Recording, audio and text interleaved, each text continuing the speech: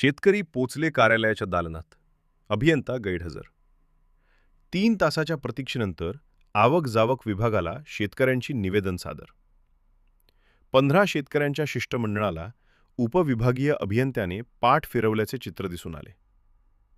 पांदन रस्त्याच्या अडचणी घेऊन आज आदासा सोनपूर येथील शेतकऱ्यांनी सावनेर उपविभागीय अभियंता बांधकाम जिल्हा परिषद यांना भेटीची वेळ मागितल्यानंतरही सलग 3 तास प्रतीक्षानंतरही दादा दिली नाही. सावनेर उपविभागात बोगस बांधन रस्त्याच्या वादंग शमण्याची कुठलेही चिन्ह दिसत नाहीत.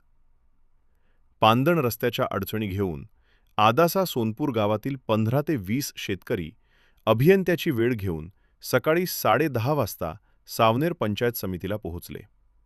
परंतु बांधकाम विभागाच्या अभियंता श्रीमती मेश्राम यांनी बांधून रस्त्यावर आलेली आहे, त्यामुळे अर्धा तास वेळ लागेल असे सांगितले.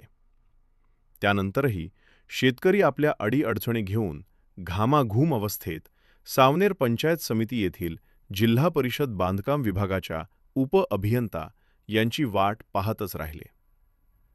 सलग 3 ते 3.5 तास अभियंत्याची वाट पाहून कंटाळलेल्या शेतकऱ्यांनी अखेर आवक जावक विभागात आपली तक्रार नोंदवून आपली नाराजी व्यक्त करत कार्यालयातून काढता पाय घेतला.